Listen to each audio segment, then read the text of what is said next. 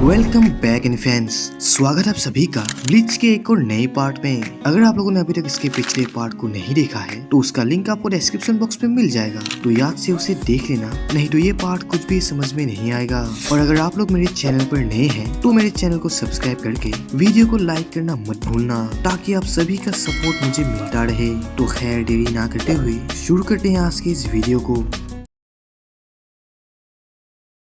तो अब हम उल्की और यामी को देखते हैं जो आइजेन के पास जा रहे थे, और तभी हम एक कमरे में आइजेन के पूरे एस्पारा ग्रुप को देखते हैं, जहां पर आइजेन होग्युको को एक शीशे की बॉक्स में डाल देता है और अब होग्युको 50% जाग चुका है और किसुके उराहरा ने होग्युको को बनाते ही सील कर दिया और उसे कभी अनसील नहीं किया। लेकिन खुद उराहरा को ये बात तक पता नहीं, जब होग्युको टेम्पोररी किसी कैप्टन के स्पेशल प्रेशर से फ्यूज होता है तो कुछ समय के लिए इसमें वैसी ही पावर आ जाती है जो पावर उसके पास जागते हुए होती है। और तभी आइजेन होग्युको बॉल को कुछ समय के लिए एक्टिव कर देता है और इसके प्रेशर से ही ये शीशे का बॉक्स टूट जाता है, जिसके अंदर एक नया अलंकार था। और फिर आइजेन उल्कियोरा को अपने मिशन कंप्लीट करने का ऑर्डर दे देता है और उसे अपने साथ कुछ अलंकार को भी ले जाने का ऑर्डर देता है, जिसमें ग्रिमजो भी शामिल था। और इस तरफ इचिगो अपनी पूरी मेहनत से हियोरी से मार खा के ट्रेनिंग कर रहा था, लेकिन तभी केंसे इन्हें खाने के लिए इनविटेशन दे देता है और वो एक चैलेंज भी रखता है कि जो भी खाने के लिए सबसे लास्ट में पहुंचेगा उसे सारे बर्तन धोना होगा।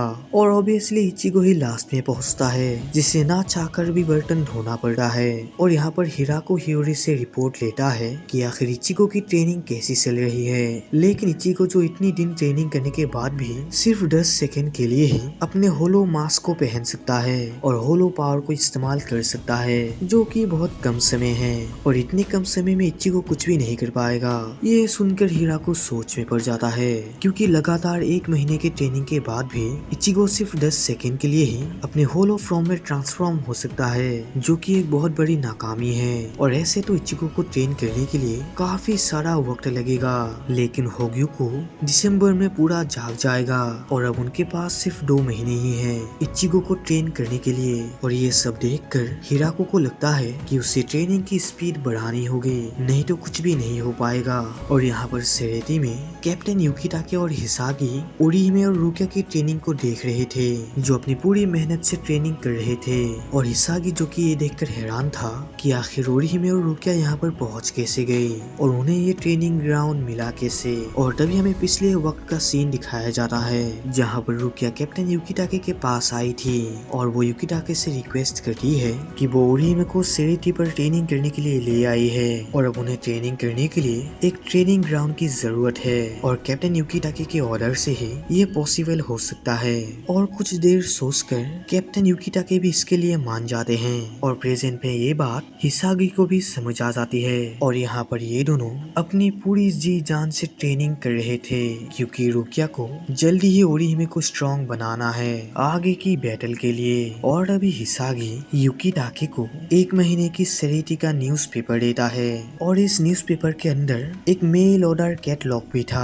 और युकिताके जो ये देखकर कंफ्यूज था कि आखिर हिसागी ये सब काम क्यों कर रहा है, ये काम तो उसका है ही नहीं। जिस पे हिसागी उदासी भरे फेस से कहता है कि ये काम करने के लिए सेरेती में कोई है ही नहीं, सभी अपने अपने मिशन और अपने अपने कामों पर बिजी हैं। और लेटर सेंड करने का काम तो उसका कैप्टन तोशिन का था, लेकिन अब तोशिन नहीं है, जो काम उसे ही करना होगा। और फिर वो ये बोलकर यहाँ से चला जाता है। और यहाँ पर युमिचिका ट्रेनिंग करते हुए बहुत गुस्सा हो चुका था, क्योंकि उनके पास अभी बहुत कम समय है आगे की युद्ध के लिए तैयार होने का। लेकिन ऊपर से युमिचिका की जानपक तो अभी तक ट्रांसफॉर्म हो ही नहीं रही थी और उसने अपनी लाख कोशिश भी कर ली, लेकिन वो अपने घमंडी जानपक्तों को अभी तक ट्रांसफॉर्म नहीं कर पाया, जिससे वो गुस्से से पत्थर पर अपनी जानपक्तों मारने लगता है। और यहाँ पर रांगेपू का भी सेम कंडीशन था, उसकी जानपक्तों भी लाख कोशिश करने के बाद भी ट्रांसफॉर्म नहीं हुई, क्योंकि उसकी जानपक्तों भी काफी जरा आलसी है, जो हल्के में ट्रांसफॉर्म होना नहीं चाहती,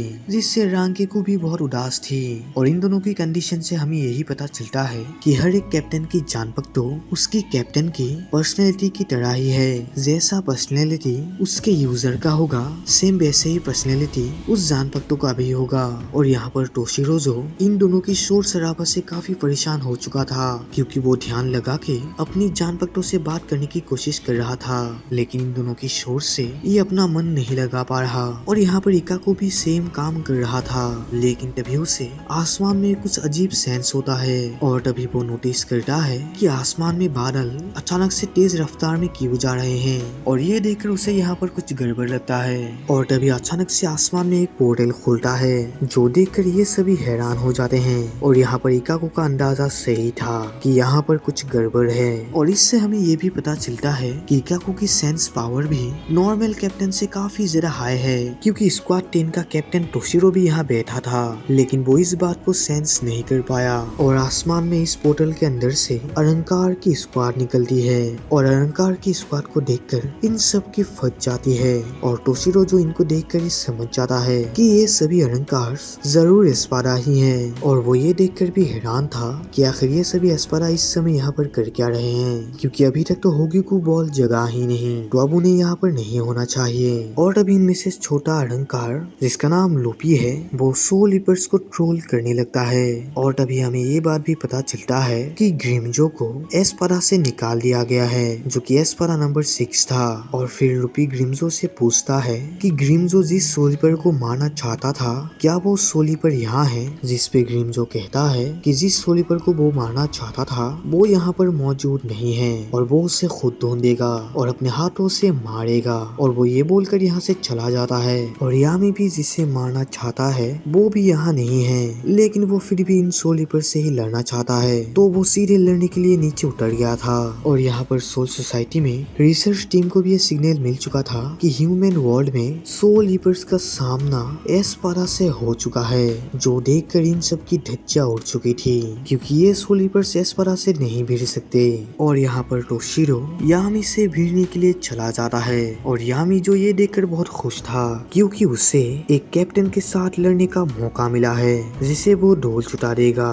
और यहाँ पर लूपी का सामना यूमिचिका और रिकाकू के साथ होता है, जहाँ पर लूपी अपना इंट्रोडक्शन देती है कि उसका नाम लूपी है और वो एक अलंकार है, और अलंकार के साथ वो एक एस्पारा भी है, एस्पारा नंबर 6। और नंबर 6 देखकर हमें यही पता चलता है कि ग्रिमजो को एस्पारा नंबर 6 से निकाल के लूपी को नंबर 6 का दर्जा दे दिया गया है। और इससे हमें यही पता चलता है कि लूपी कोई एरा गहरा अलंकार तो नहीं है। और यहाँ पर रांगेकू जो ये देखकर बहुत कंफ्यूज थी, क्योंकि उसका सामना जिस अलंकार से होने वाला है वो तो एक नंबर का बुद्धू लग रहा है, जो रांगेकू पर ध्यान ही नहीं दे रहा।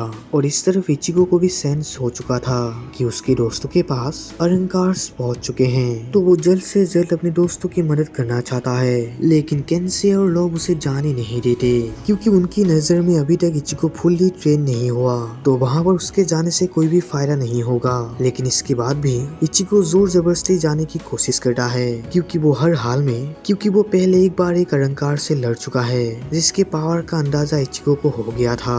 लेकिन तभी यहाँ पर हिराकू आके इचिगो को जाने का ऑर्डर दे देता है, क्योंकि उसे अच्छी तरह से पता है कि उसे ये सब ठीक कैसे करना है। और यहाँ पर सोल सोसाइटी में रुकिया और कैप्टन युकिटाके के पास भी ये मैसेज पहुंच चुका था कि उनके दोस्त अभी खतरे में हैं, तो वो जल्दी जल्दी अपने दोस्तों की मदद करने के लिए जाना चाहते हैं। तो फिर युकिटाके रुकिया को जल्दी शेनकाई मोन तक पहुंचने को बोलता है, क्योंकि वो वहाँ से ही ह्यूमन वर्ल्ड में जाएंगे, लेकिन ओरी में वहाँ पर से नहीं जा सकते, क्योंकि वो एक इंसान है और उसके पास उसकी हेल बटरफ्लाई भी नहीं है, तो उसे डेंगाई रास्ते से ही जाना होगा, जहाँ से वो सभी पहले सोल सोसाइटी में आए थे। और इस रास्ते से जाने के लिए उसे पूरा 1 घंटे का टाइम लग जाएगा, और इसके लिए ओरी में भी मान जाती है। और फिर रुकिया यहाँ से चली जाती है, और रुकिया इस बात से कंफ्यूज थी कि आखिर अलंकार यहाँ पर आए ही क्यों हैं, क्योंकि उनके आने का टाइम तो अभी शुरू ही नहीं हुआ और अभी तक होगीकू बॉल भी नहीं जागी।